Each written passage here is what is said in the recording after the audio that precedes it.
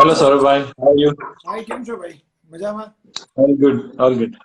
Yeah. તમે કેમ છો સૌરભ ભાઈ? બસ ઓલ ગુડ ભાઈ ઓલ ગુડ બધું ચલાતે Okay. Hey Yes. guys, hello how are you Hi I'm Puneet good. bhai. Saurabh, how are you? Absolutely fine absolutely fine Hi Milan, So, hi Puneet bhai. How are you? I'm good. I'm good. Before we start, Saurabh bhai, मैं आपको पुनीत भाई का introduction दे देता हूँ. So he is a founder of Dreamcatcher Photography and he's a co-founder of Vedlancer. And yes, he's an ex Fuji mentor. Thank So you. amazing photographer and not just photographer but by heart he is also as great as his photo. So yes, Puneet bhai.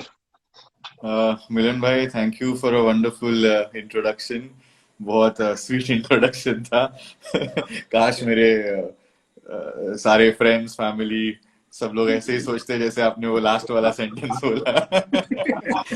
और पुनीत भाई मैं आपको सौरभ भाई का brief जो मेरे mind में जो मेरे Yes. मैं इसको कितना एडमायर करता हूँ बेसिकली.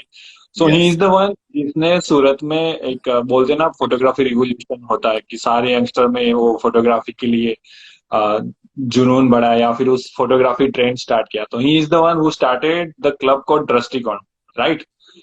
રાઈટ एंड मैं खुद उस टाइम पे जाता था कि सौरभ भाई को मिलेंगे and he is too good. मतलब वो ऐसे इतना फ्रेंकली आपको गाइड करते हैं कि आपको लगेगा कि इस हाइट पे पहुंचा हुआ बंदा आपको इस नॉर्मल वे से मिल रहा है.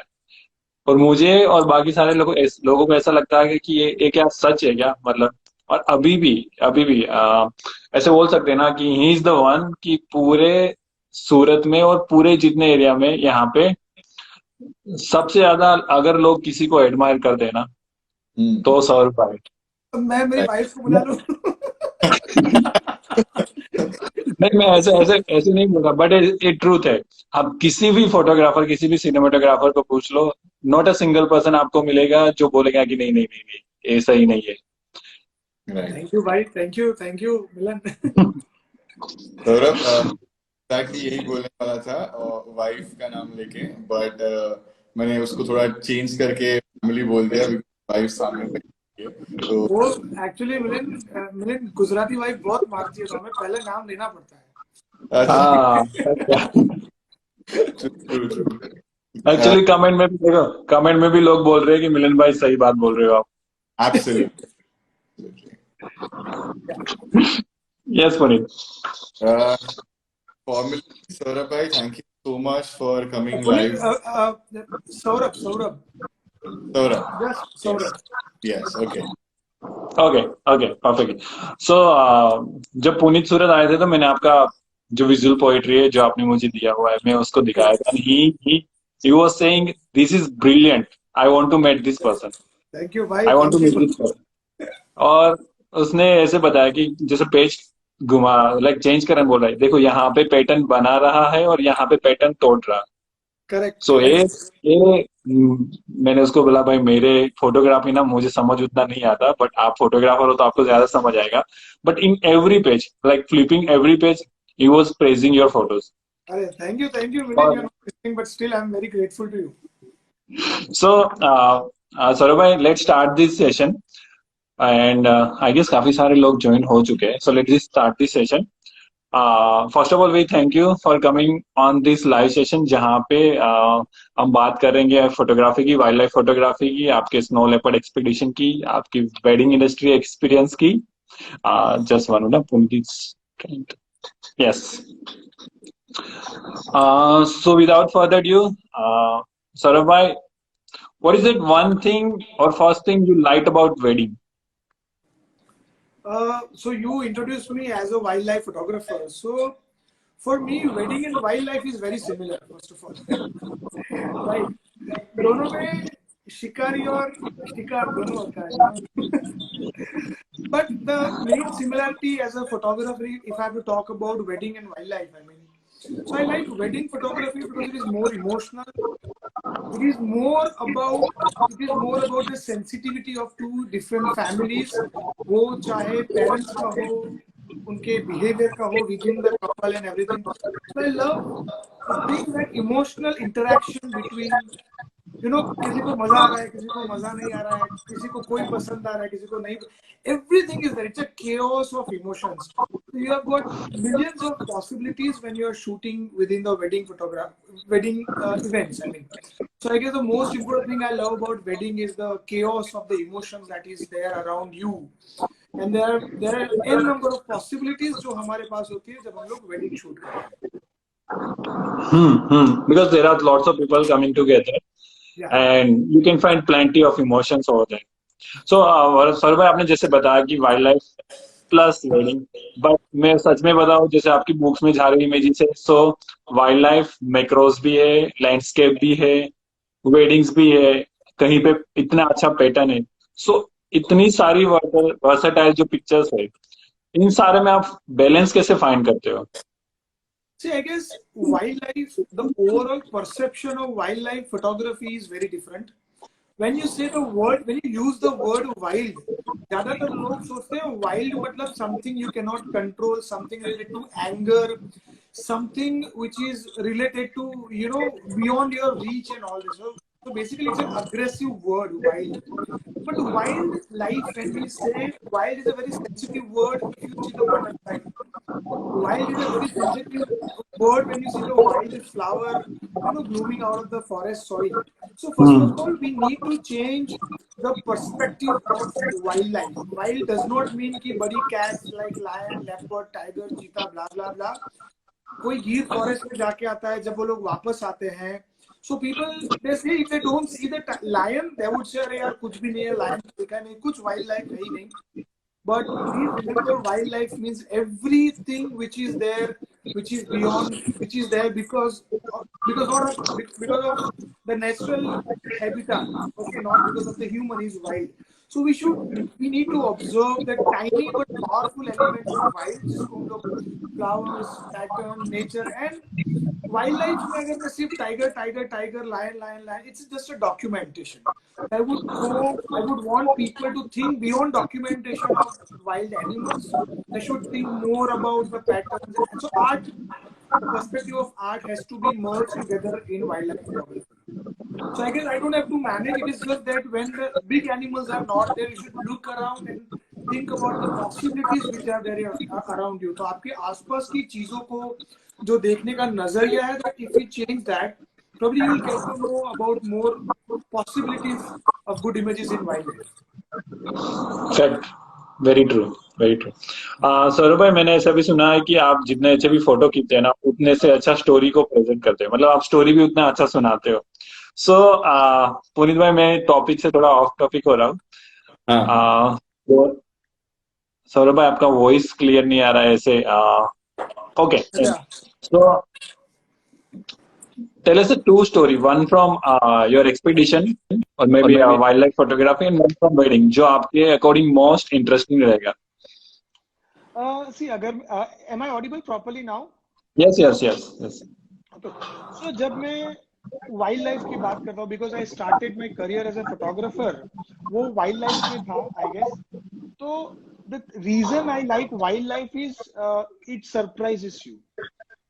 It has lot of surprises. So आप बहुत कुछ सोच के जाते हैं कि मैं ये एनिमल को देखूंगा, इस बर्ड को देखूंगा, इस बटरफ्लाइज को देखूंगा, but when you actually go into the forest, you come with a surprise.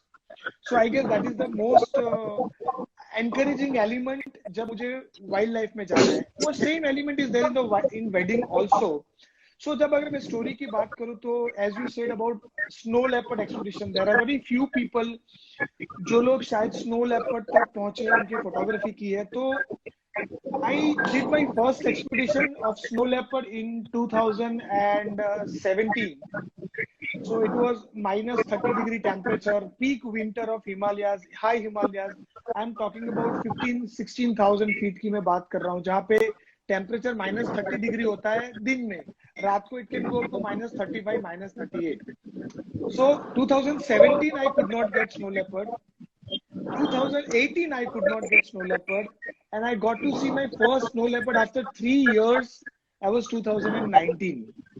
So the most elusive cat of Himalayas for almost after 3 years was a magical moment, I should say.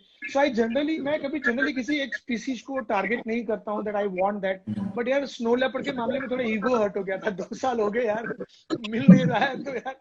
और पहली बार है ना वो Facebook पे डाल के गया था in search of grey ghost, और नहीं मिला था. तो आने के बाद जिसको पता था ना नहीं मिला, वो भी पूछ रहा था मिला क्या. So वो एक छोटा सा कंसर्न था. And I would also love to compile my book on Ladakh. So after 2012, I have been to Ladakh for almost 20 times. मैं 20 बार लद्दाख जा चुका हूँ पिछले 10 साल में. So I think that if I can compile a nice book, तो snow leopard is a very most beautiful element which I cannot miss in the book. So that is one of the reasons. And अगर मैं weddings की बात करूँ, so जब मैंने wedding photography करना शुरू किया with the experience of wildlife photography, सबसे बड़ी दिक्कत आती थी, मैंने कभी फ्लैश यूज नहीं किया था, एक्सटर्नल लाइट्स यूज नहीं की थी. तो मैंने मेरी पहली पूरी wedding I shot 50mm lens without flash. तो और तब 1DX नया आया था, तो गांव में लेके मैं जब निकला तो वो बड़ा कैमरा देख के सो लोगों को, तो मुझे थोड़ा कॉन्फिडेंस बहुत कम था. वो आज भी कम ही है वैसे, बट तब तो बहुत ही कम था. तो जब मैं शूट कर रहा था अब ये दिक्कत हुई कि मैं बहुत ज्यादा फोटोग्राफ्स ले रहा था बिकॉज कॉन्फिडेंस कम था, विदाउट फ्लैश खींच रहा था. तो और तब 1DX में नया 12 FPS आया था. तो मेरे बाजू में से फोटोग्राफर्स की आवाज आ रही थी, मेरे बगल मेरी आवाज आती खर 12 FPS एवरी टाइम. तो बहुत बार ये सुनने को मिलता था, ये पागल है यार, 50mm वाला बहुत फोटो खींचता है.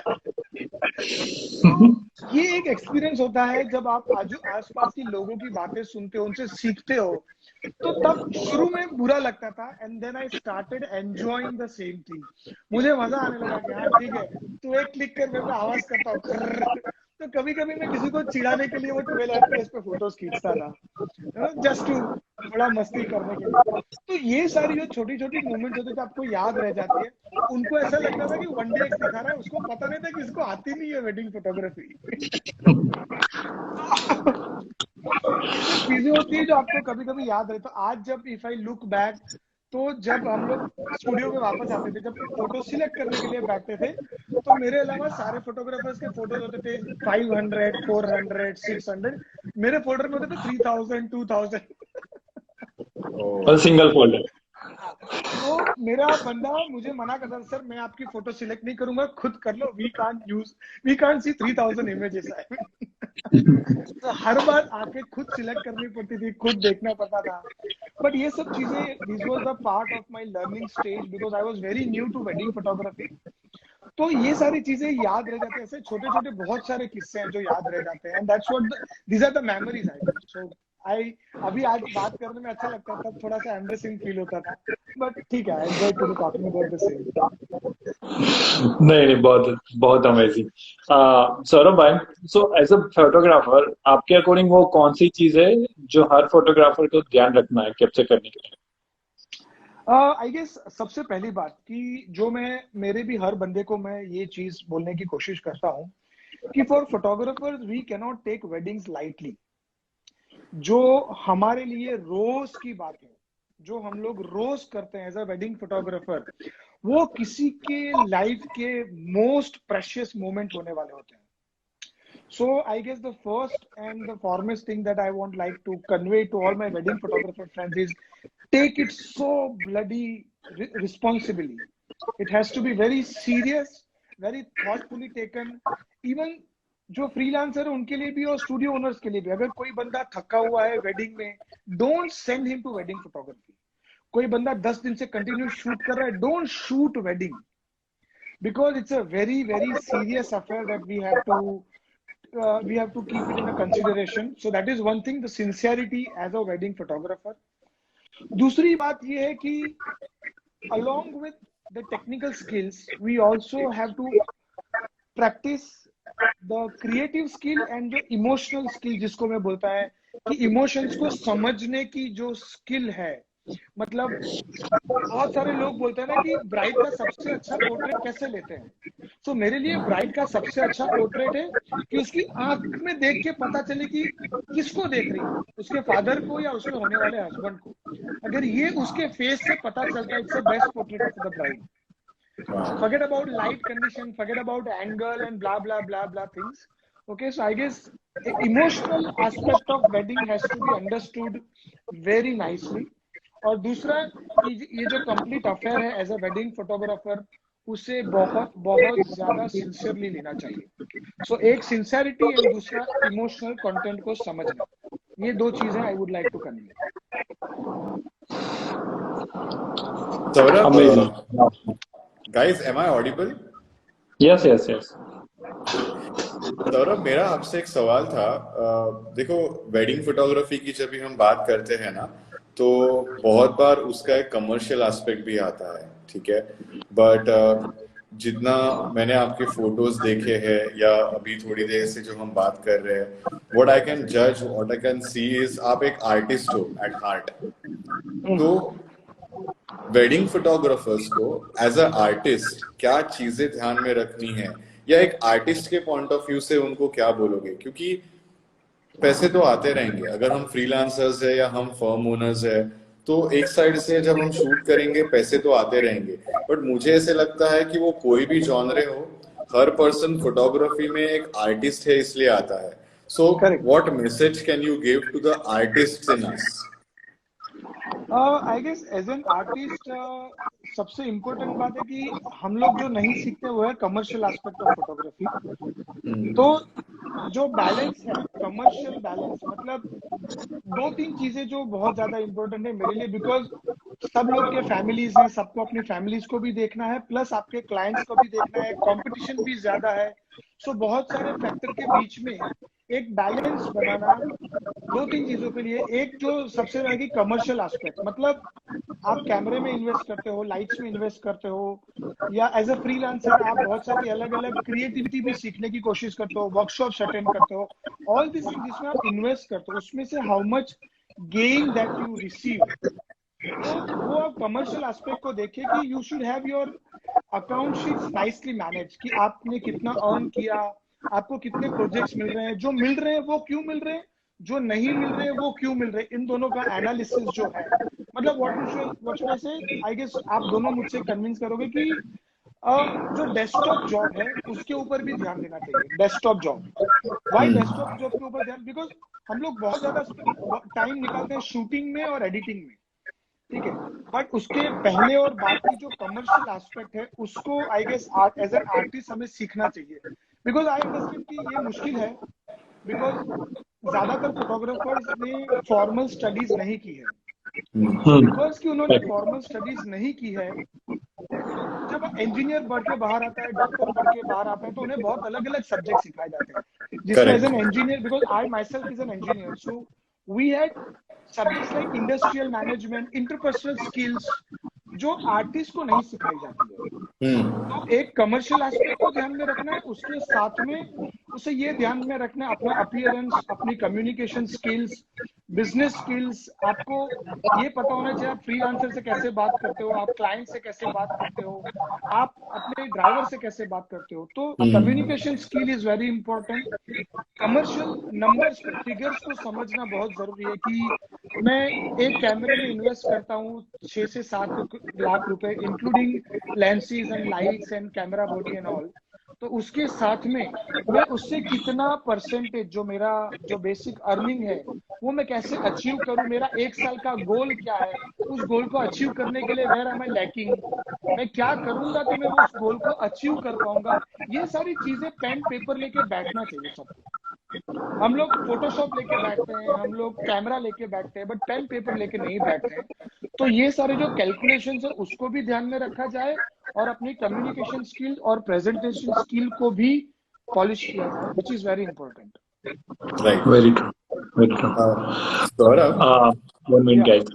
So, Saurabh, I recently, 1 minute.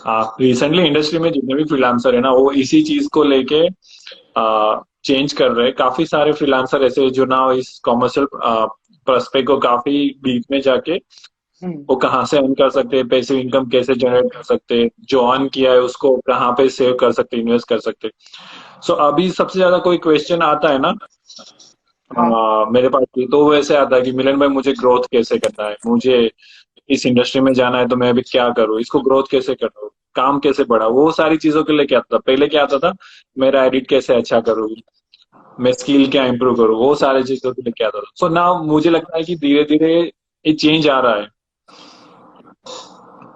Yes Punita, continue. जैसे कॉर्पोरेट सोचते हैं ना, उसके हिसाब से हमें सोचना चाहिए। हम लोग अफकोर्स हम्म हमारी टेक्निकल और क्रिएटिव स्किल्स को बहुत ज्यादा पॉलिश करते हैं, बहुत मेहनत करते हैं उसके पीछे, बट जो बिजनेस स्किल्स है उसको भी पॉलिश करना चाहिए। So as a business owner मैं ये देखता हूँ कि मैं इन्वेस्ट करता हूँ किसी बंदे में, और उसको मैं कोशिश करता हूँ कि अगर मेरे यहाँ पे कोई बंदा आता है तो भी try to teach him everything, not just कि बटन कैसे दबाते हैं और प्रोसेस कैसे होता है। तो आई गेस ओवरऑल ग्रूमिंग जो है एज अ फोटोग्राफर, तो वो एक चीज है कि जिसको सब लोगों को समझना चाहिए। तो उसके लिए समझना पड़ता है कि कॉर्पोरेट कैसे काम करता है, राइट।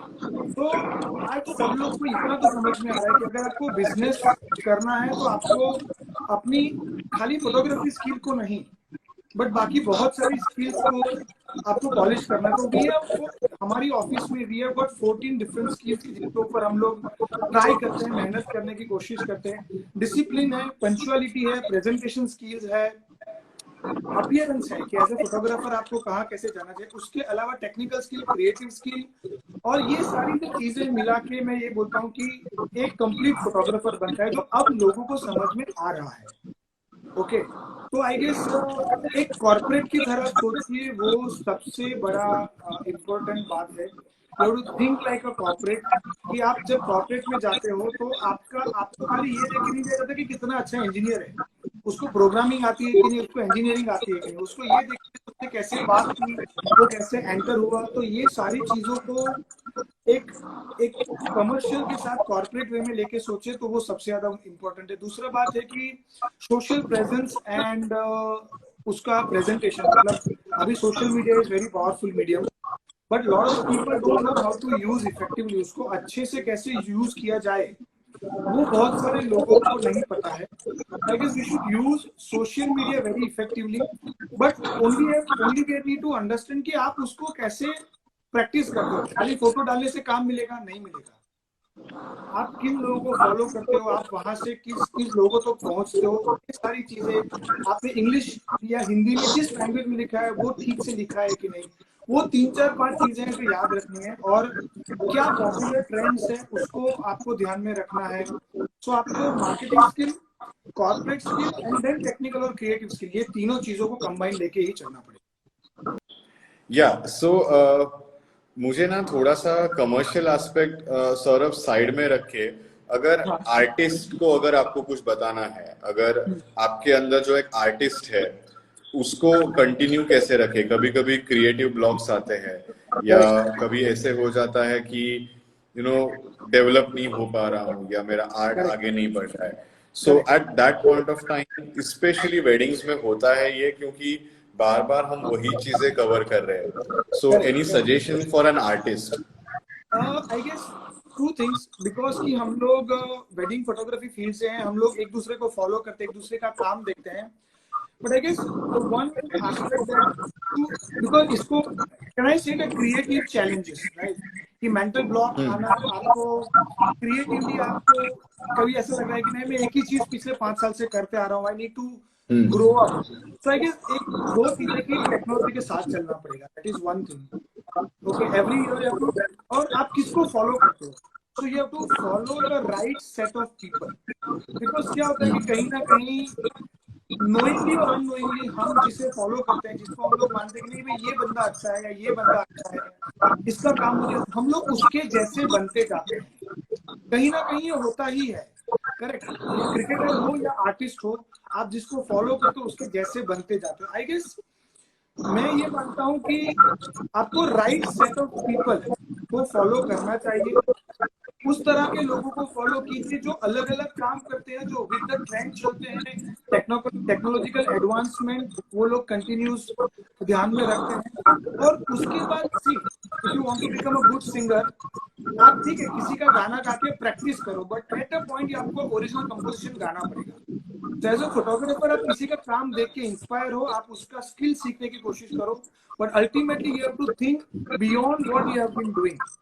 करेक्ट। तो राइट सेट ऑफ पीपल को फॉलो कीजिए, और as I said analytical power has to be improved. मतलब अगर किसी फोटोग्राफर ने किसी तरह का फोटो खींचा है, सो rather then copying it blindly, आपको ये सोचना है कि अच्छा मेरा स्किल सेट इतना है, मेरे पास रिसोर्सेज इतने हैं, मेरा जो क्लाइंट है उसका रिक्वायरमेंट ये है, इस तीनों को मिला के जो मुझे अच्छा लगा है किसी और फोटोग्राफर का, उसमें से मैं क्या अच्छा बना के क्लाइंट को दे सकता हूँ। तो I guess what, I don't know if I am correctly coming to your answer और नॉट, बट आई गेस जो देखते हैं उसके जैसा बनने के बजाय अपना एक सिग्नेचर स्टाइल डेवलप कीजिए। सेलेबल पॉइंट जो होता है वो सिग्नेचर स्टाइल से ही बनता है। Right. So if I am getting you correct, आप ये बोल रहे हो कि करेक्ट इंस्पिरेशन चूज करो। करेक्ट। राइट। क्लाइंट को क्या चाहिए वो भी ध्यान में रखो, और खुद को हमेशा इम्प्रूव करते रहने की कोशिश करो। Right. It's a continuous learning process. Digital चीजें हैं, हर 2 साल में नया कैमरा नई टेक्नोलॉजी के साथ आ रहा है, so we have to keep on working really hard to cope up with the changing technology. और every day there are photographers coming in the industry, so you have the competition, so creative challenge भी है और technical challenges भी है, जो आपको सीखते रहना पड़ता है। So it is a never ending process. Even today, आज भी मैं ये मानता हूँ कि whether we are master photographer, whether we are earning good or not, but रोज आधा पौना घंटा कुछ सीखने में लगाना चाहिए, आई गेस। पुनीत भाई, आपने जब बोला ना कि क्रिएटिव ब्लॉग्स आते हैं, एक टाइम पे सोचना बंद हो जाता, तो मैं एक्सपेक्ट कर रहा था कि सौरभ भाई बोलेंगे कि लद्दाख चले जाओ।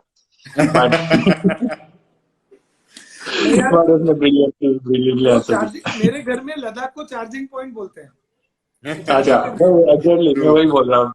मैं वेट कर रहा था कि सर कब सौरभ भाई बोले कि लद्दाख चले जाओ बस। नहीं, मैंने यू आर राइट कि कभी कभी ब्रेक लेने से भी ये होता है, बट आई गेस मैं ये मानता हूँ कि क्रिएटिव चैलेंज को दूर करने के लिए दूसरा एक जो है कि अपार्ट फ्रॉम वेडिंग फोटोग्राफी किसी और तरह की फोटोग्राफी भी की जाए। So people, portrait, travel, street, इन सब में कभी कभी ऐसे ही सुबह उठ के आप निकलो, स्ट्रीट्स में निकलो, आप किसी फेयर में चले जाओ, आप किसी एक्सोटिक लोकेशन पे चले जाओ, and just try to use your camera some or other way, because ज्यादातर वेडिंग फोटोग्राफर के पास अपने ही फैमिली के अच्छे फोटोग्राफ्स नहीं होते। Take my word, right. So I guess कहीं ना कहीं कभी कभी खुद की फैमिली के फोटोग्राफ करो, कभी स्ट्रीट में किसी ऐसी जगह पे चले जाओ या किसी ऐसी एक्सोटिक प्लेस पे चले जाओ, तो apart from wedding use your camera effectively. कभी कभी उससे कुछ अलग और अजीब ख्याल आते हैं। दूसरा कि डर निकाल दो कि अगर मैंने एक्सपेरिमेंट किया, अगर मैं कुछ नया करना चाहता हूँ और उसके लिए मुझे एक्सपेरिमेंट करना है, तो मेरा क्लाइंट पैसे देगा कि नहीं देगा, तो लोग क्या बोलेंगे। Just go fearless. तो पहले ये उसके जैसा है कि जो क्लाइंट को चाहिए वो आप अच्छे से सजा के उसको दे दो, और उसके साथ में 20-30% एक ऐसी एफर्ट डालो कि जिसमें आप अपना कुछ नया एक्सपेरिमेंट करो और बिना डर के करो। So your creativity has to be fearless. Sir, I think we did a lot of live sessions, but 2 points that you mentioned, nobody mentioned. Point number 1 is taking pictures of your family, even that is important. And the second point that you say that the competition is not only from the other photographers, but there is a technical competition as well. Correct, क्योंकि technology बहुत improve हो रहा है। Absolutely valid point. I mean बहुत insightful था ये। Because लोग क्या कर रहे हैं कि आज नया कैमरा आता है, people keep on investing. 5D Mark 3 था, 5D Mark 4 है, मुझे Mark 4 लेना है, वेदर इट इज रिक्वायर्ड, उसको चाहिए नहीं चाहिए। नो, 5D Mark 4 के बाद 1DX, अरे नहीं 1DX लेना पड़ेगा, 1DX चाहिए नहीं चाहिए नहीं पता है। 1DX, अरे R6 है, मिररलेस है, अरे मेरे दोस्त ने ये खरीदा, सोनी, मैं Sony. So rather than hopping between the equipments, जो इक्विपमेंट है उसका एफिशिएंट यूज किया जाए, और जब तक आप उस इक्विपमेंट का efficient amount of money earn नहीं कर लेते, मेरे आज भी 2 lead photographers 5D Mark III use करते हैं इन 2021। So I guess it is more about our own skill.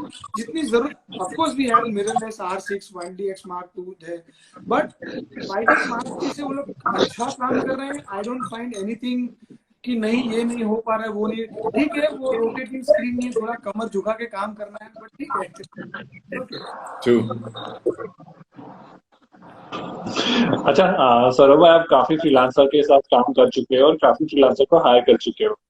सो जब भी कोई फ्रीलांसर को आप हायर करते हो तो आप वो कौन सी चीजें हैं जो आप नोटिस करते हो या चेक करते हो? करेक्ट। मोस्ट इम्पोर्टेंट जो जब मैं इंडस्ट्री में आया तो मेरा ग्रूमिंग एज एन इंजीनियर हुआ था। मैं 7 साल L&T में काम किया था। तो मेरा जो माइंडसेट था, जो मेरा ग्रूमिंग था, वो एक इंजीनियर के पर्सपेक्टिव से था। आई डिड नॉट, मैंने कभी वेडिंग ही नहीं शूट किया था, तो मुझे पता नहीं था। बट जब हमने फ्रीलांसर्स को हायर करना शुरू किया तो see, nobody should take it as a problem, इसका प्रॉब्लम मत कंसीडर करो, but I guess that improvement जो हमें करने चाहिए एज ए फ्रीलांसर, कि आप जब किसी कंपनी में काम करने जाते हो एज ए फ्रीलांसर, आपको उस कंपनी के डीएनए को समझना होता है कि वो कंपनी किस तरह से काम करती है, और बाकी के जो प्लेयर्स हैं, बाकी के जो फोटोग्राफर्स हैं, उनके साथ आप कोप अप कैसे करोगे, वो सबसे ज्यादा जरूरी बात है। रीजन इज कि सारे विराट कोहली मैच नहीं जीता सकते, राइट? और सारे 11 के 11 बॉलर लेके भी मैच नहीं जीत सकते, 11 के 11 बैट्समैन लेके भी नहीं जीत सकते। आपको ये समझना पड़ता है कि व्हाट इज योर रोल, आपका रोल क्या है बाकी 6 लोगों के साथ में जब आप शूट करने जाते हो। अगर 3 सिनेमेटोग्राफर है, 3 फोटोग्राफर्स हैं, तो सबसे पहले उस कंपनी के डीएनए को समझिए, उनकी रिक्वायरमेंट को समझिए, और try to fit in the role. Yes sir. I have a question. कभी कभी फ्रीलांसर्स ये कहते हैं कि हम उसी दिन आ रहे हैं या हम पहली बार आ रहे हैं और पहली बार इनके साथ काम कर रहे हैं। सो ये डीएनए को कैसे समझे? आप कुछ बता सकते हो इसके लिए? आई गेस अगर आप वेन्यू पे जाते हो, आधा घंटा पौना घंटा जल्दी पहुंच जाओ, वेन्यू का रिसर्च कर लो, जो बाकी टीम के बंदे हैं उनसे पहले हाई हेलो करो। आई हैव सीन पीपल, अरे I am a candidate photographer, वहां पे आके खड़ा है, हाँ तू लोकेशन ले ले, हाँ तू मंडप ले ले। No, talk to everyone and try to make a team. We have to understand कि एक बंदा सेंचुरी मारेगा उससे, और जो कैंडिडेट फोटोग्राफर है उनको, मेरे ऑफिस में we don't use candid and traditional, there is nothing like candid, there is nothing like traditional. Ultimately you have to capture the required moment, वो कैंडिड हो या किसी रिचुअल का हो, जो भी हो। So we don't use ये traditional है, ये candid है, we don't have that word, but you have to understand the role। तो उसके लिए आप किसी के पास जाते हो, जब काम लेने के लिए जाते हो, तो उसकी रिक्वायरमेंट को आप खाली समझ लो कि सर आपके यहाँ पे कैसे काम होता है, आपकी टीम कैसे आप डिसाइड करते हो, मेरे अलावा बाकी फोटोग्राफर कौन है, अगर ओनर नहीं है तो वहाँ जो फोटोग्राफर उनसे अच्छे से जेल होने की ट्राई करो। बट अभी तो वहाँ पे बैठ के हम लोग इंस्टाग्राम कर रहे होते, तो that's not right. Go to the venue, talk to everyone, and cope up with the team। नहीं तो लगान टीम हो जाएगा, एक बॉल भागेगा, 11 लोग भागेंगे, एक बॉल जाएगा उसके पीछे। Okay, so try to fit in your role and try to communicate, try to build relationship with the owners, with other photographers। तो आपको अपने आप पता चलेगा। और दूसरा कि always remember, अब जब हम लोग हमारे व्यू फाइंडर से फोटो खींच रहे हैं, तो we should think like a batsman कि 11 के 11 प्लेयर कहाँ खड़े हमें पता होना। तो जब हम शूट करें, we have to understand कि यार he is also shooting with 85 millimeter, I am also shooting with 85 millimeter, हम दोनों बाजू बाजू में कर रहे हैं कि 85 millimeter से सेम फ्रेम शूट कर रहे हैं। Let me change my lens, so be responsive and try to understand कि मेरे अलावा बाकी लोग क्या कर रहे हैं। So यहाँ पे I से निकल के us में घुसना पड़ता है। It's not I, it's we। Now we are shooting, not I am shooting। तो अगर उसमें से I से निकल के we में आ जाएंगे तो ये प्रॉब्लम थोड़ा बहुत कहीं हद तक शूट हो जाएगा, कहीं हद तक सॉल्व हो जाएगा। और जनरली ऐसा होता है कि अगर आपने अच्छा किया कि ऑटोमेटिक आप you will be higher repetitively, so that won't be a problem after once you shoot 2-3 weddings at a, आप एक ही जन के साथ शूट करो, उसके बाद प्रॉब्लम नहीं होगी। क्रिकेट में सौरभ ऐसे बोलते हैं कि फील्डिंग करते वक्त हमेशा ध्यान कैप्टन की तरफ रखो करके। तो मेरे ख्याल से जो अपने इसमें भी है, एक टीम का लीड है, उधर ध्यान दो, प्लस बाकी सब लोगों के तरफ भी ध्यान दो कि कौन क्या कर रहा है, किस लेंस पे है। Right, correct correct anything? Very very right very right very right. और मैं बाय। हमेशा बोलता हूँ कि अच्छा फोटोग्राफर दिखाई और सुनाई नहीं देता है, वो भी ध्यान रखो कि शांति से, अरे तू इधर आ, मेरा लेंस लेके आ जा, अरे तू किधर चला गया, लाइट ठीक से पकड़, बिहेवियरल सेंस जिसको हम लोग बोलते हैं। If you are a good photographer, आप किसी को सुनाई नहीं दोगे, आप किसी को दिखाई नहीं दोगे, आप कहाँ से वंडरफुल। आपके काम करके निकल गए और you are sorted. So work like that, work like a spy, और just बाकी जब इवेंट को हम लोग इतने वाइडर पर्सपेक्टिव से देखते तो अपनी टीम मेंबर्स के ऊपर भी ध्यान रखो। Right right. मिलन, मुझे और एक क्वेश्चन है इनसे। Yes yes. फ्रीलांसर का शूट का काम खत्म हो गया, सपोज डेटा भी एक्सचेंज हो गया, पैसे भी आ गए, शूट के बाद कोई चीज है जो फ्रीलांसर एक फर्म ओनर के साथ कर सकता है? और दो तीन चीजें हैं। एक तो है कि जिसको हम लोग बोलते हैं कि सोशल मीडिया कोलैबोरेशंस भी फ्रीलांसर्स कर सकते हैं। अगर मेरे पास कोई अच्छा फ्रीलांसर आता है, his work is really good, ठीक है, तो जब सोशल मीडिया पे शेयरिंग की बात है तो क्रेडिट्स एंड क्रेडिबिलिटी, ये दो चीज है कि जो उस बंदे को ध्यान में रखनी चाहिए। और while sharing work from some company, उसको ये ध्यान रखना चाहिए कि आप क्रेडिट्स दो, प्लस आप क्या लिख रहे हो उसके साथ में लैंग्वेज वगैरह का ध्यान दो। तो आप अगर वो सब चीजें ध्यान रखोगे तो we don't mind you sharing our work as a correct. Right. तो वो एक चीज है कि जो आप एक बार डिस्कस कर लो कि how you share your work, आप क्या लिखते हो, आप कैसे शेयर करना चाहते हो। बिकॉज बहुत सारे फ्रीलांसर्स को ये कंप्लेंट होता है हर स्टूडियो ओनर से कि भाई हमें काम शेयर नहीं करने देते, हमें मना कर दिया जाता है कि आप काम शेयर मत करो हमारा, या क्रेडिट्स नहीं मिलते हैं, या हमारी प्रोफाइल पे कैसे हम लोग काम शेयर करें। But it's a matter of trust. तो once you shoot your wedding, आपने डेटा दे दिया, आपको पैसे मिल गए, उसके बाद you need to build the trust. Because जब आप ट्रस्ट बिल्ड करते हो तो आपका काम लंबे समय तक चलता है। करेक्ट, बिकॉज सी अगर freelancers has problem, studio owners also have problems, ठीक है, सब लोगों को अपने अपने तरह के प्रॉब्लम रहते ही हैं। करेक्ट। तो जो लोग ये सोचते हैं कि भाई क्यों शेयर करने को नहीं मिलता है, तो उसके दो तीन रीजन है। रॉन्ग लैंग्वेज का यूज होता है कभी कभी उनकी प्रोफाइल पे, कभी कभी ये होता है कि अलग अलग तरह की प्रोसेसिंग एक ही इमेज में चली जाती है। एक जो यूनिफॉर्मिटी होती है वो टूट जाती है किसी स्टूडियो ओनर से। So try to maintain the uniformity and the DNA of the company owner, तो आपको कोई दिक्कत नहीं होगी उसमें, राइट। और दूसरा कि एज अ फ्रीलांसर आप खाली वेडिंग ही करते हो, उसके बदले आप ट्राई करो कि आप और कौन सी एक दो स्किल को इम्प्रूव कर सकते हो। जैसे कि we are a media production company, so wedding is 50% and उसके साथ हम लोग करते हैं interior, architectural, industrial, product, food, jewellery, हर एक चीज करते हैं। Try to improvise on 1 or 2 aspect, तो कभी ऑफ सीजन नहीं आएगा, आपको रेगुलर काम मिलेगा। तो ये भी समझना है कि एक होता है वेडिंग पीरियड जब आप you can earn maximum amount of money which is of course required, but also you have to understand कि और एक दो स्किल आप इम्प्रूव कर लो तो आप अलग अलग टाइम पे अलग अलग लोगों को केटर कर सकते हो। When weddings are not happening, you might be shooting industrial, when you might be shooting architectural photography। तो एक दो तरह की फोटोग्राफी को इम्प्रूव करके अपने पोर्टफोलियो में डालने की कोशिश कीजिए and you will get different types of job. Right. So Saurabh bhai, as you already know about Vedlancer, आपने Vedlancer के बारे में सुना है। So we really want to know your opinion about Vedlancer and how it's going to benefit the farm owner and as well as the freelancer. See, first of all, I'm quite thankful to both of you for having this concept. Okay, because ज्यादातर लोग ये नहीं सोचते, बहुत लोग सोचते कि मैं अपना कंपटीशन खड़ा करूँ। So you have gone beyond that. It is not a competition, but I can say that everybody has an opportunity. Because अब तक ज्यादातर लोग को ये नहीं था, सारे फ्रीलांसर की अपनी वेबसाइट नहीं होती है। तो Vedlancer is a platform की where you can put your portfolio in an organized manner.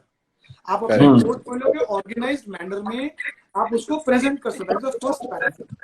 Second, कि आप एक सिटी में रहते हो, आपको अपने सिटी में अगर कंपटीशन आ रहा है, you have opportunity from entire India, आप कहीं भी Yes. जाके काम कर सकते हैं। सेकेंड बेनिफिट ऑफ वेबलांसर कि आप एरिया स्पेसिफिक काम नहीं करते, now you have viewers from different part of the country. तो वो एक बेनिफिट होगा कि आप कहीं भी, आप सूरत में रह के आप Vapi, Valsad, Navsari, Bharuch, Ankleshwar, that is the beginning, then you can start thinking about Jaipur, Udaipur, you know, Mumbai, Pune, Nagpur, Bhopal, कहीं पर भी आप फ्रॉम ऑल टारगेट ओवर कर इंडिया। सकते हो अपने आप को। और अगर आपको लगता है कि भोपाल में आप जो काम करते हो वैसा काम भोपाल के लोगों को अच्छा लगता है, you will get work from Bhopal, जो पहले नहीं पॉसिबल था। So it's a nice concept. दो है कि एक ऑर्गेनाइज पोर्टफोलियो देखने को मिलता है, दूसरा कि वी एज एन ओनर्स हमें अलग अलग प्रोफाइल्स मिलेगी फ्यूचर में। अभी तो still wetlands is still growing in a very initial stage है। आई गेस जब if I think about the 5 years down the line, अगर 5 साल के बाद का सिनेरियो देखा जाए, तो मुझे कभी ये दिक्कत नहीं होगी कि मुझे किस तरह का फोटोग्राफर चाहिए, मैं कहाँ से लेके आऊँ, बिकॉज तब तक पोर्टफोलियो इतने स्ट्रॉन्ग होगी, I just have to go, अच्छा ये 2 या 3 मेरे लोग काम के लीड जनरेट करो, गेट देम वर्क। तो ये है कि it's a win win situation, but again continuous improvement. तो जैसे जैसे आप टाइम स्पेंड करोगे, बहुत सारे लोग इनपुट्स आएंगे, तो of course it will keep on improving. तो आई गेस ये इसका maturity time is little high, I guess 2 से 3 साल मैच्योरिटी टाइम में इसका समझ के चल रहा हूँ, but it is definitely going to be a great platform. एक फ्रीलांसर अगर अपनी वेबसाइट बनाना चाहेगा तो उसको 30 से 40 हजार रुपए का खर्चा लगेगा, उसके बाद उसको अपडेट करने में साल में 5 से 10 हजार रुपए लगेगा। वेबलांसर इज अ प्लेटफॉर्म की with the peanuts you have a structure, आप लिंक भेज दो किसी को भी, यार काम देखना, 1 सेकंड लिंक भेजता हूँ, ये देखना 1 सेकंड लिंक भेजता हूँ, ठीक है। Don't think it's a competition की वहां पे, सी पता है ना कि मार्केट में अगर एक जगह पे साड़ी बिकती है ना, वहां पे सिर्फ साड़ियों की दुकान, बिकॉज बायर्स भी वहीं पे आ गए हैं, है ना। तो बायर्स जहाँ पे आ रहे हैं वहीं पे आपको स्टॉल लगाना पड़ेगा। तो ये एक परफेक्ट एग्जांपल है। सॉरी, आई एम फ्रॉम सूरत, तो हम टेक्सटाइल समझते हैं ज्यादा, बट द पॉइंट इज यहाँ पे बायर है, वहीं पे सेल करना पड़ता है। तो this a complete platform, maturity level तक सबको वेट करना है, even to the creators, owners and the freelancers, तीनों को एक पेशेंस की जरूरत है। बट इसका मैच्योरिटी पीरियड के बाद it will be a wonderful platform for all of us, I guess. अच्छा सौरभ भाई, मेरा क्वेश्चन है। सो मुझे काफी लोगों ने पूछा है। सो जब भी कोई इंडस्ट्री में आता है, बीइंग अ फोटोग्राफर और बीइंग अ फ्रीलांसर, तो उसको वो हमेशा ये डिलेमा में रहता है कि वो फॉर्म स्टार्ट करे या फ्रीलांसिंग स्टार्ट करे। सो इसको इसको कैसे सॉर्ट आउट करे? सी देयर आर टू थिंग्स कि एक तो है कि either you have to understand your own DNA, आपको खुद को समझना पड़ेगा कि there are good photographers but they are not good businessmen. He's a good photographer but he is not a good businessman, he is good for freelancing. Okay, that is one thing, because business एक ऐसी चीज है जिसमें investment है। तो जब आप शुरू करते हो तो it is okay to become a freelancer. तो क्या होगा कि आप उस बिजनेस में जब जाओगे तो आपको अलग अलग लोगों के साथ काम करने के बाद आपको अलग अलग चीजें सीखने को मिलेंगी, एंड उस नॉलेज को कलेक्ट करके you can start your business, I guess. So जब आप बिजनेस में नए नए आते हो, अगर आपके पास इन्वेस्टमेंट है, फिर भी it is like an internship. So freelancing is like an internship where you can go to different people, you can work with different people, you have opportunity to observe अलग अलग लोगों को देख के, अलग अलग चीजें पकड़ के आप अपनी स्किल को इम्प्रूव कीजिए, and then you work somewhere with a desk job also. Desk job मतलब कि जो मैं फिगर्स और नंबर्स की बात हमेशा करता हूँ कि आपका टर्नओवर क्या है, आपका प्रॉफिट कितना है, आप किस जगह पे कितना इन्वेस्ट करते हो, उसका आउटकम कितना है। सो हर बंदे का अपना एक अंडरस्टैंडिंग है। तो गुजराती लोग तो बिजनेस करने में बहुत अच्छे हैं। तो मैं ये मानता हूँ कि बिजनेस स्किल अगर आपकी अच्छी है तो आप अच्छे फोटोग्राफर नहीं है फिर भी बहुत अच्छा बिजनेस जनरेट कर पाओगे, because you have the skill of businessman. But अगर आपके पास बिजनेस स्किल है, आपका कम्युनिकेशन स्किल थोड़ा पुअर है, प्रेजेंटेशन स्किल में इंप्रूवमेंट की जरूरत है, you should go as a freelancer. एक क्वेश्चन है सौरभ आपके लिए, वाइल्ड लाइफ फोटोग्राफी में स्टार्ट कैसे करें, ऐसे यूसुफ पूछ रहे हैं। See, Yusuf, thanks for asking this question. But wildlife photography, honestly, अगर मैं अपने खुद की बात करूँ, so I picked up a camera in 97. और 97 के बाद मैं स्कूल में था, मुझे कुछ भी नहीं पता था वाइल्ड लाइफ क्या होता है, मुझे सिर्फ जंगलों में जाना पसंद था. So if you want to start wildlife photography, first and foremost thing which is very important is you should be in love with wildlife. ठीक है. If you're in love with wildlife, because wildlife में भी बहुत दिक्कतें हैं, lot of money that you have to invest. तो कभी कभी आपको एनिमल मिलता है, कभी कभी नहीं मिलता है, तो you should not be frustrated. अगर आप उस चीज के, if you're in love with wildlife, you will enjoy it. So first learn to enjoy the wildlife without disturbing wildlife. Very important. Enjoy the wildlife without disturbing animals and butterflies or anything. वो आप करना शुरू करो. और commercial aspect की जहां तक मैं बात करता हूँ, wildlife it is very very difficult to earn wild life.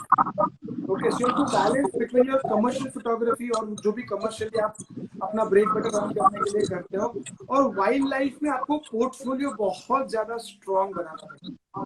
Because जब आप वाइल्ड लाइफ फोटोग्राफी शुरू करने की सोचते हो, you don't have to compete only with the young photographers, but आपको उनके साथ कम्पीट करना. हम जैसे लोग जो 20 साल से पढ़े हुए हैं यहाँ पे, तो आपका पोर्टफोलियो बिल्डिंग और दूसरा स्टोरी टेलिंग. वाइल्ड लाइफ में टाइगर की इमेज है, तो मैं why should I be happy with tiger? There are 1 or 10 million tiger images on internet. Why should I like it? तो आपको समझना पड़ेगा कि it has to be a story telling image. When you click images in wildlife, your images should be thought provoking, जिससे लोग कुछ सोचे, किसी इमोशनल चीज से कनेक्ट करे, किसी प्रैक्टिकल चीज से कनेक्ट कर पाए. यू शुड ऑलवेज रिमेंबर कि इन वाइल्ड लाइफ आपकी images must have story. Because हम लोग को साल में 2-3 बार मैगजीन्स या किसी जगह से फ्रीलांसिंग का काम मिल जाता है as a wildlife photographer, but because of the portfolio अभी कोई नहीं पूछता है. बट अगर आपका पोर्टफोलियो अभी स्ट्रॉन्ग नहीं है, so try to work on one particular subject for a longer period and create a portfolio for one particular. See, एक कुक है तो शायद चाइनीज अच्छा बना सकता है, बट एक cook Chinese, Gujarati, south Indian, Punjabi, Thai, सब सारे फूड तो अच्छे नहीं बना पाता. सो एज अ फोटोग्राफर आपको भी समझना पड़ेगा कि आपको ये समझना कि आप क्या अच्छा बना सकते हो. चाइनीज अच्छा बना सकते हो, तो आप उसी चीज को कंसंट्रेट करके उसका पोर्टफोलियो बनाओ. बिकॉज वाइल्ड लाइफ में भी अलग अलग चीजें हैं, बर्ड फोटोग्राफी, मैमल्स, मैक्रो, ठीक है, एनिमल्स इन हैबिटाट. तो आपको किसी एक या दो चीज पे कंसंट्रेट करना है, उसका पोर्टफोलियो लीजिए. And rather than boosting over social media, ठीक है, सोशल मीडिया अच्छा है, but try to post your images on National Geographic, your shots in all those places, जहां से आपको सही में कुछ ऐसा मिलेगा जो आपका पब्लिश कर सके. अदरवाइज पब्लिश नहीं होगा, there is no point. Right. Saurabh, Jaydeep Patel was saying कि वो आपसे एक ही बार मिले हैं, but he is truly inspired by you. Thank you भाई, थैंक यू भाई. एंड ही वाज आस्किंग कि आपका फेवरेट फोटोग्राफी टेक्निक कौन सा है? मेरा फेवरेट फोटोग्राफी टेक्निक, यस, मेरा फेवरेट फोटोग्राफी टेक्निक है कि बाकी सारे लोग जिस लेंस से फोटो खींच रहे हैं, मैं उस लेंस से फोटो नहीं खींचता. So when we go to wildlife photography, when everybody is shooting with 600 millimeter, I shoot with 20 mm wide angle or maybe 70 millimeter. My favorite lens is tilt and shift lens. So I use 90 millimeter tilt and shift lens with 2x converter in wildlife. So मेरा best technique है. अगर आपको कुछ नया करना है, अगर आपको कुछ अलग फोटो खींच के लेके आना है, चेंज योर लेंस. बाकी सब लोग जो लेंस से खींच रहे हैं, you change your lens immediately. Forget about what you will get, because आपका जो भी इमेज होगा it will be just 1 in million image. वो तो हजारों लाखों फोटोग्राफर उसके जैसा एक फोटो और ऐड हो जाएगा, उससे ज्यादा कुछ नहीं होगा. अगर आप भी उसी प्रैक्टिस को फॉलो करें, just change your lens completely and you will get a different image as a best technique. Right. We will take a last question here. So Amir was asking कि सौरभ, आपने पहले बोला कि अलग-अलग जॉनरे का photography करो करके, बट उसके लिए हर जॉनरे के लिए एक पोर्टफोलियो बनाना पड़ेगा और वो बहुत मुश्किल काम है. तो कोई टिप्स दे सकते हो क्या? See, first of all, that there is a process of learning photography. हम वेडिंग फोटोग्राफर जितने भी, उनका छोटा सा एक दिक्कत है, we start from wedding photographer, जिसको रीडू करने का चांस है ही नहीं।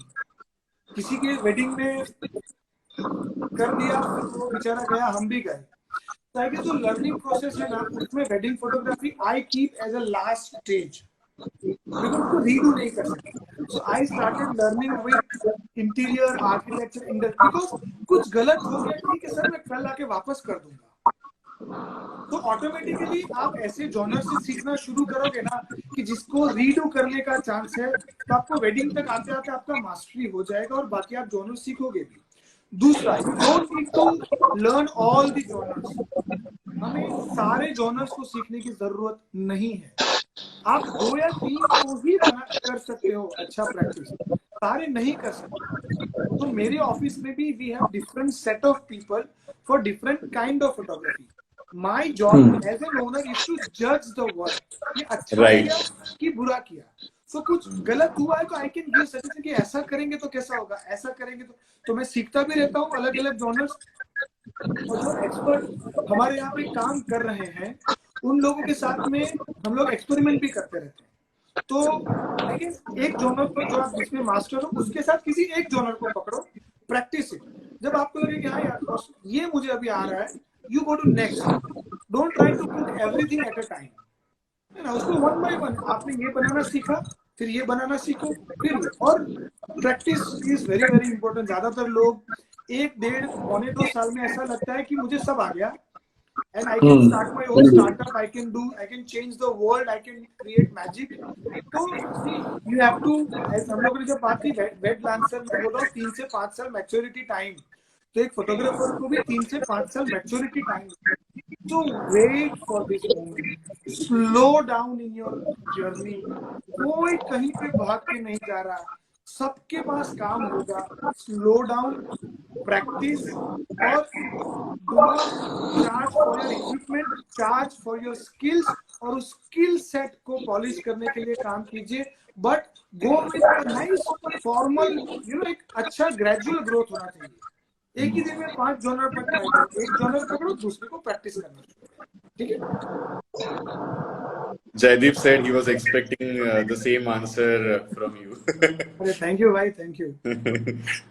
I think we are done with questions. मेरा एक personal question, actually question नहीं है, I'm surprised because you said कि आप 97 से photography कर रहे हो and माशाल्लाह you look very young, so I don't know क्या राज है।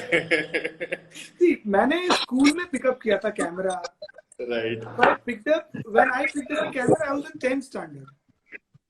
तो 10th के वेकेशन में I was given my first camera, जिसको मैं फॉलो करता था as a photographer, as a naturalist. So he was like, अच्छा तेरे को अच्छा लगता है कैमरा फोटोग्राफी, ये ले, ये कैमरा और 5 रोल। मैंने पूछा सर फोटो कैसे खींचते? बोले इसको 125 पे रखने का। क्या था पता नहीं था, वो 125 तब शटर स्पीड था। बोले सर फिर क्या करने का? बोले इसको आगे से घुमाने का। तो अपर्चर नहीं था, तो लेंस पे आता था। बोले जब वो लाइन ऐसे मैच होता है ना, तब क्लिक करने का। तो इतना बोल के मेरे को छोड़ दिया। तो from 2097 to 2006 I shot on film roll. तो हम लोग क्लिक करने से पहले सोचते हैं, अभी थोड़ा सा उल्टा हो रहा है, क्लिक करने के बाद में सोचते हैं डेस्कटॉप पे जाके। तो ये एक अच्छा सीखने को मिलता है कि फिल्म रोल पे काम करते, तो फिल्म की कीमत होती थी ना, तो खींचने से पहले हम लोग सोचते थे। On a lighter note, Saurabh, iPhone has launched their new version जिसमें आप डेप्थ ऑफ फील्ड शूट करने के बाद चूज कर सकते हो। अभी क्या रह गया? अभी तो क्या रहे, जहाँ देखते हो वहां पे फोकस होता है। सर R3 आ गया, इधर देखो उधर फोकस, इधर देखो। फिर तो ऐसा टाइम आएगा, कैमरे को 10 रुपए देके रिक्शा में बिठा दो, फोटो खींच के आ जाएगा। True. Technical competition. Plus a technological competition. Absolutely, absolutely. मिलन भाई आपको कुछ? नहीं, समझे, मुझे एक बात याद आ रही है कि जब हम एक बार मिले थे ना, तो आपने किसी ने उस टाइप पे किया था, फोटोग्राफी इतना कॉमन नहीं था, तो लोग क्या, पापा मना कर रहे थे कि बेटा तुम फोटोग्राफी मत करना। तो सौरभ भाई बोलते थे पापा को बोलो अपनी वसीयत में से अपना नाम निकाल के, जो भी दिमाग में आ रहा है, जो भी हिस्से में आ रहा है, दे दे, उसका कैमरा ले लो। No, at least I ask people to at least try their hands. अगर आपको कुछ अच्छा लगता है एटलीस्ट ट्राई तो करो, नहीं तो फिर 50 साल 60 साल के होने के बाद मैं ये कर सकता था, 2 पैक लगा के मैं वो कर सकता था, वो सब बातें करने का मतलब नहीं। बट ट्राई तो करो, ठीक है ना, कुछ अच्छा हुआ तो हुआ, नहीं हुआ तो भी क्या फर्क पड़ता है यार, वहाँ कौन से अपने पुतले बनने वाले। तो जितना किया मैं ट्राई तो करके देखो at least, that's what I basically try to do. And that's how he inspire all the Surat youngsters क्या photography industry में are. True, true. I think Saurabh, this was one of the most candid conversations and most insightful conversations that we had. Thank you for having me here. अगर like मुझे भी अच्छा लगता है जब हमारी कम्युनिटी के लोग सुनते हैं। I know Right. अच्छे बुरे लोगों का अच्छे बुरी चीजें होती रहती है हमारी फील्ड में। कोई आपको अच्छा बोलता है, I have seen a comment where somebody was saying कि वो जॉब नहीं देता है, this and that, but it is a bits and parcels of our job. अगर कभी मेरी वजह से किसी को कुछ बुरा लगा, I am really thank you, अरे I am really sorry for Sorry. कि मैंने हर्ट किया किसी को। बट ये इट्स अ प्रोफेशनल थिंग, इसमें बहुत सारी चीजें होती हैं। कोविड ने बहुत सारे इक्वेशन पॉइंट किए हैं। तो यार आई गेस कि अगर किसी को बुरा लगा हो तो from the bottom of my heart में कभी सॉरी बोलूंगा, वो इंटेंशनली नहीं हुआ होगा। बिकॉज आई गेस मैं हमेशा एक चीज बोलता हूँ जो मैं खुद प्रैक्टिस करता हूँ, अच्छे फोटोग्राफर बनो ना बनो, अच्छे इंसान बन जाना वो बहुत इम्पोर्टेंट है। अच्छा आदमी और अच्छी फोटोग्राफी हो जाएगी। तो अगर कभी भी किसी को मेरी वजह से कुछ बुरा लगा हो या मेरी वजह से कुछ किसी का गलत हुआ हो, मैं पब्लिक में सॉरी बोलने से नहीं डरता। Because it really takes courage to say sorry in front of lot of people. So यार हो जाता है कभी कभी, इंटेंशनल नहीं हुआ होता, but that's what I can do for you. I am sure you haven't hurt anybody, but you have inspired a lot of people because last में जाते हो रौनक is also saying कि सर आपने जब स्टार्ट किया तभी तो मैं born भी नहीं हुआ था। So kind of people you are inspiring is amazing. But it was a nice conversation, I guess. Yes, yes. Yes.